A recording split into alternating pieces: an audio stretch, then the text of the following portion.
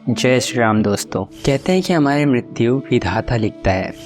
चित्रगुप्त हमारे कर्मों का लेखा जोखा करते हैं तथा यमराज के यमदूत हमें पकड़कर ले जाते हैं और यमराज हमें मृत्यु दंड देते हैं। वेद कहते हैं कि जो भी सृष्टि में जन्मा है, चाहे वह मिट्टी का रूप इंसान हो, प्रकाश रूप का देवता हो या अग्नि के रूप में ब्रह्म राक्षस हो, सभी की मृत्यु निश्चित है। इंसान का मृत्यु का समय ही नहीं बल्कि स्थान भी निश्चित होता है, जिसे कोई भी टाल नहीं सकता। पुराणों के अनुसार बहुत से देवी या देवताओं को सृष्टि का संचालन हेतु परमेश्वर द्वारा भिन्न भिन्न कार्यों के लिए नियुक्त किया गया है। जैसे ब्रह्मा जी सृष्टि करता है, विष्णु जी पालन करता और भगवान शिव सभी संहारक शक्तियों के स्वामी हैं। वैसे ही इस सृष्टि में मृत्यु के विभागाध्यक्ष है गॉड ऑफ डेथ यानी यमराज। हिमाचल प्रदेश के चंबा जिले के जनजातीय भरमौर स्थित 84 मंदिर समूह में संसार के इकलौते मृत्यु के देवता यमराज का मंदिर है। मान्यता है कि जब भी सृष्टि में किसी प्राणी की मृत्यु होती है तो यमराज के दूत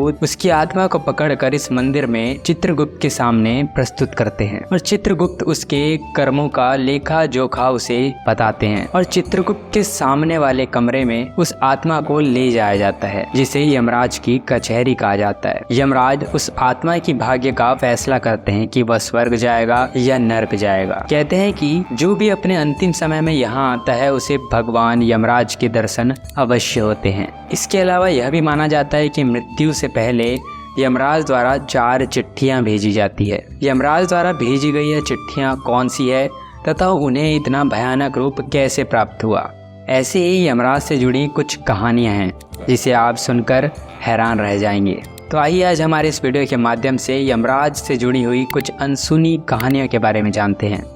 तो चलिए शुरू करते हैं आज का वीडियो। यमराज की उत्पत्ति।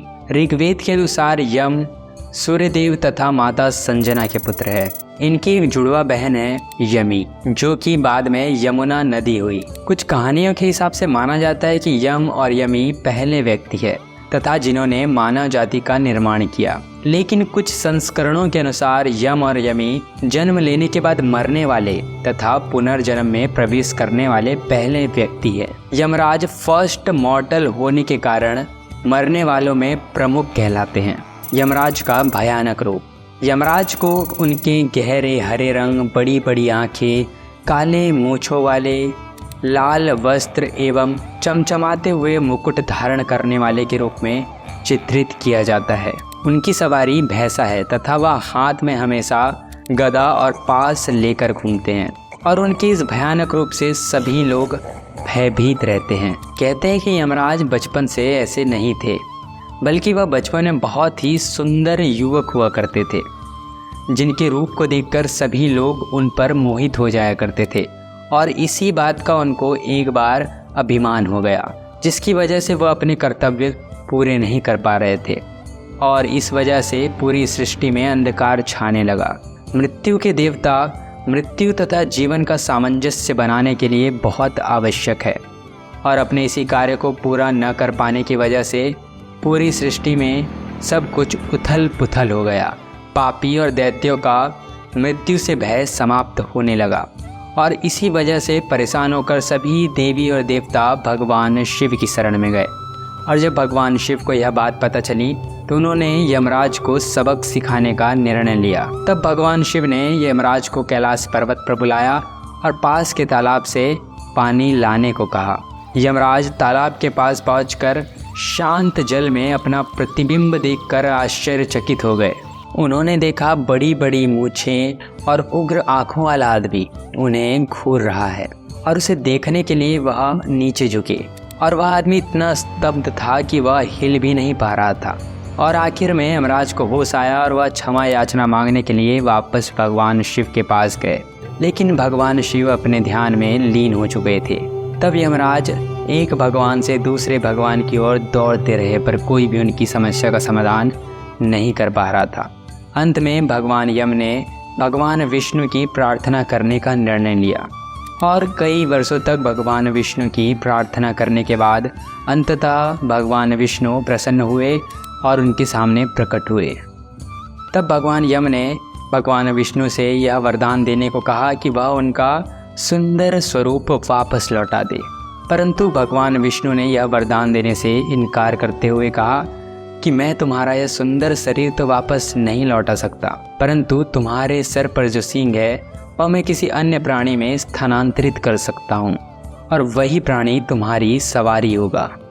और तब से भगवान यमराज को उनके भयानक रूप और उनकी सवारी भैंसे के रूप में चित्रित किया जाता है। यमराज की 4 चिट्ठियाँ। गरुड़ पुराण के अनुसार मृत्यु के पहले यमराज व्यक्ति को कुछ संदेश भेजते हैं और इसके अलावा यह भी कहा जाता है कि मृत्यु के पहले यमराज मृतक को 4 चिट्ठियां भी भेजते हैं जो कि मृत्यु का संकेत देती है। एक पुराने समय की बात है, पृथ्वी पर एक अमृत नाम का व्यक्ति रहा करता था जो कि मृत्यु के नाम से ही बहुत डरता था। तो उसने अपने मृत्यु के इस डर को कम करने के लिए भगवान यम मृत्यु के देवता की घोर तपस्या की और उसकी इस तपस्या से प्रसन्न होकर मृत्यु के देवता यमराज ने उसे वरदान मांगने को कहा। तब अमृत ने भगवान यम से कहा कि मुझे मृत्यु के नाम से ही बहुत भय लगता है, अतः आप मुझे मृत्यु की इस भय को कम करने के लिए कम से कम इतना कीजिए कि मेरी मृत्यु से पहले मुझे कुछ पत्र भेजिए जिससे मैं अपने परिवार के लिए कुछ अच्छे कार्य कर सकूं और शांति पूर्वक मृत्यु को प्राप्त हो जाऊं। तब भगवान यम ने उसे आशीर्वाद देते हुए कहा कि मैं तुम्हें तुम्हारी मृत्यु से पहले एक नहीं बल्कि 4 चिट्ठियां भेजूंगा। और यह आशीर्वाद देकर भगवान यम वापस चले गए। इसके पश्चात बहुत वर्ष बीत गए। इन वर्षों के बीतने के साथ साथ अमृत अब काफ़ी बूढ़ा हो चुका था, लेकिन उसे मृत्यु का कोई भी भय नहीं था और इसी वजह से वह पाप पूर्ण कार्य करता चला गया और अपनी ज़िंदगी को इन्हीं पाप कार्यों में बिताता चला गया। वह इस बात से प्रसन्न था कि उसे मौत के देवता यमराज से अभी तक कोई भी चिट्ठियां प्राप्त नहीं हुई है। इसका मतलब उसकी मौत अभी करीब नहीं है। लेकिन कुछ और समय बीतता गया, लेकिन एक दिन कुछ वैष्णव उसके द्वार पर आए और उसे भक्ति सेवा अपनाने के लिए कहा, लेकिन अमृत ने उनके निर्देशों का बिल्कुल भी पालन नहीं किया और उनकी बातों पर बिल्कुल भी ध्यान नहीं दिया, क्योंकि उसे लगा अभी काफ़ी समय बचा हुआ है। ऐसे ही करते करते कुछ वर्ष और बीतते गए।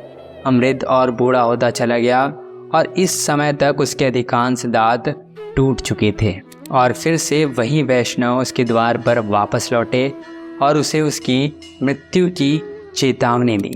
पर फिर भी अमृत ने उनकी बातों पर बिल्कुल ध्यान नहीं दिया, क्योंकि उसका यह मानना था कि यमराज ने उसे आशीर्वाद दिया है कि उसकी मृत्यु के पहले यमराज उसे कुछ चिट्ठियां भेजेंगे और इस वजह से अमृत अपनी मृत्यु के बारे में सोचे बिना ही पाप पूर्ण कार्य करता चला जा रहा था। ऐसे ही काफ़ी और वर्ष बीतते गए।